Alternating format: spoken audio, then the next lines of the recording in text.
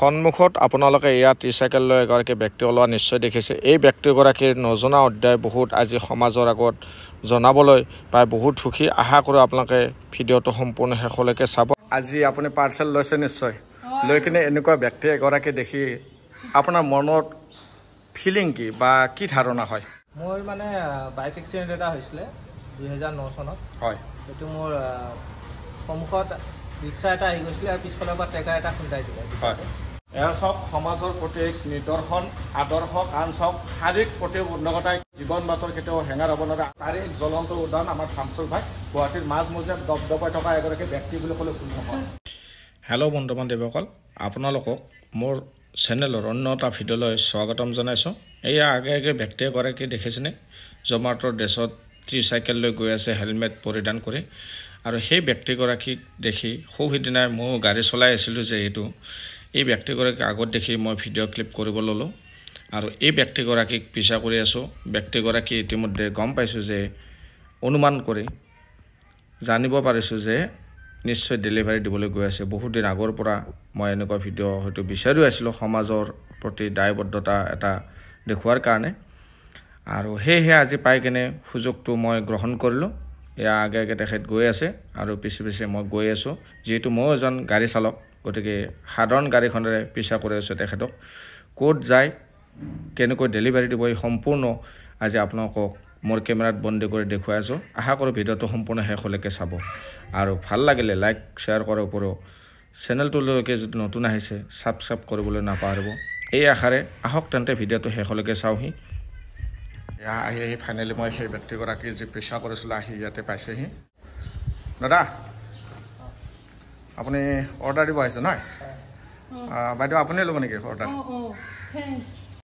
এয়া আপোনালোকে নিশ্চয় দেখিছে মহিলাগৰাকীয়ে পাৰ্চেলটো গ্ৰহণ কৰাৰ পিছত দুয়োজনৰ মাজত কথোপকথন হৈ আছে। আৰু সেই বাৰ্তালাপৰ মাজতে মই মহিলাগৰাকীক আৰু তেখেতক সুধিলোঁ যে যিহেতু মই পিছা কৰি আহিছোঁ, ভিডিঅ' বনাই আছোঁ, এই ভিডিঅ'টো আৰু কণ্টিনিউ কৰিব পাৰিমনে নাই। তেতিয়া মহিলাগৰাকীয়ে মোক মৌখিকভাৱে আৰু তেখেতে অনুমতি দিলে যে কৰিব পাৰে।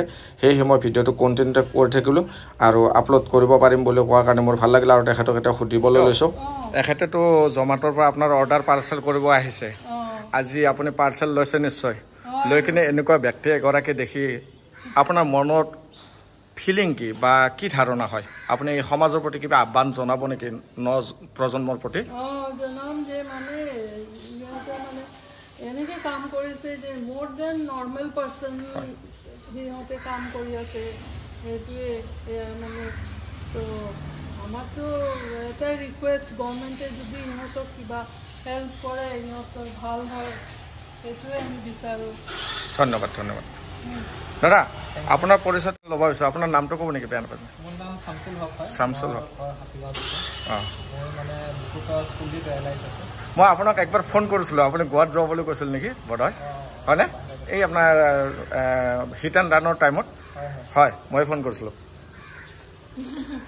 আপোনাক। মই নিজতে দেখিছোঁ বা অন্যান্য বহুত ঠাইত দেখাবলৈ পাইছোঁ, কিন্তু আজি আপোনাক লগ পাই খুবেই ভাল লাগিছে। আপোনাক ৱেলকাম জনাইছোঁ। জমাটোৰ আণ্ডাৰত কাম কৰি থকা খুবেই ভাল লাগিছে। আপোনাক দেখি মই নিজেই ই ৰিক্সাত থৈ আহি আপোনাৰ ভিডিঅ' বনাব লাগিছোঁ। কাৰণ আমাৰ চাওক, এতিয়াও আমাৰ সমাজত বহুত ল'ৰা ছোৱালী এনেকুৱা ধৰণৰ বাইক স্কুটি বা অন্যান্য লৈ টাইম পাছ কৰি ঘূৰি থাকে। তেখেতসকলৰ প্ৰতি আপোনাৰ আহ্বান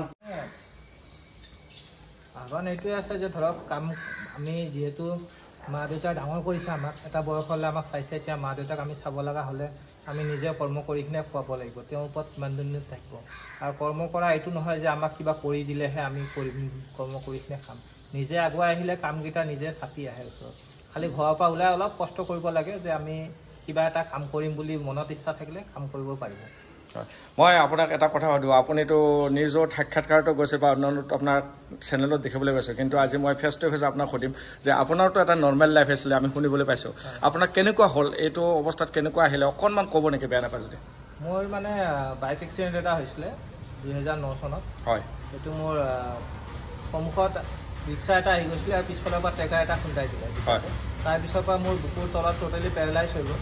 মই নৰ্মেলি খোজকাঢ়ি ঘূৰি ফুৰিছিলোঁ, আগতে দৌৰি ফুৰিছিলোঁ, বাট এতিয়া মই হুইল চেয়াৰত আহি গ'লোঁ।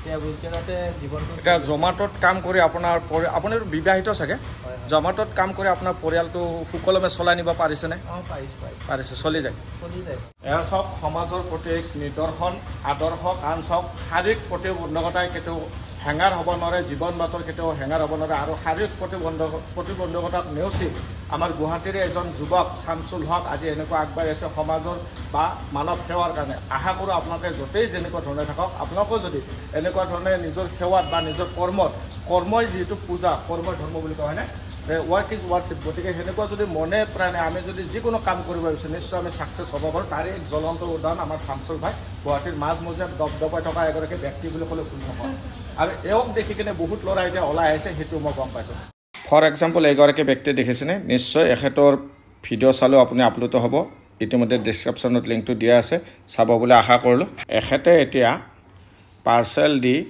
যাবলৈ ওলাইছে মোক বাই দিলে ময়ো বাই দিলোঁহি বাই আৰু যোৱাৰ দৃশ্যটো অকণমান দেখুৱাইছোঁ তেখেতে এতিয়া এই আছে সন্মুখত নিশ্চয় দেখিছে ই ৰিক্সাখন এখেতক পিছা কৰি মই লৈ আহিছিলোঁ এখেতে যাবলৈ ওলাইছে তেখেতে যোৱাৰ টাইমত পিছে ময়ো যিহেতু ওলাই আছোঁ অলপ পিছা কৰিলোঁ ময়ো মেইন ৰাস্তালৈকে যাম আৰু এই কাৰণে আপোনালোকক জ্বলন্ত উদাহৰণ কৈছিলোঁ এয়া চাওক আমাৰ গাঁৱে বহুতে বাইক স্কুটি বা অন্যান্য চলায় কিন্তু আমাৰ মাজত দেখিবলৈ পোৱা বহুতে হেলমেটটো পৰিধান নকৰে কিন্তু তেখেতে এই চাইকেলখনতো কি ধুনীয়াকৈ হেলমেট পৰিধান কৰিছে আৰু লগতে বাইক স্কুটিবিলাকত দেখিবলৈ পাব আপোনালোকে বেছিভাগৰে লুকিং গ্লাছ নাথাকে কিন্তু এখেতৰ চাওক লুকিং গ্লাছো ৰাখি এয়া আমাৰ সমাজৰ নিদৰ্শন নহয়নে আৰু এটা কথা কওঁ আপোনালোকে নিশ্চয় গম পাইছে তেখেতৰ মুখেৰে শুনিছে 9 বছৰ আগৰ সেই ট্ৰেকাৰ আৰু ৰিক্সাৰ মাজৰ ঘটনাটো তেখেতে উল্লেখ কৰিছে গতিকে চাওক মানুহৰ জীৱন ক'ত কেতিয়া কি হয় একো নাজানে গতিকে আমি নিজকে সাধাৰণ জ্ঞানখিনি প্ৰয়োগ কৰি ছেভ হোৱাটো নিশ্চয় ভাল বুলি ভাবোঁ আৰু ভিডিঅ'টো চাই কেনেকুৱা পাইছে জনাব যদি ভাল লাগিছে লাইক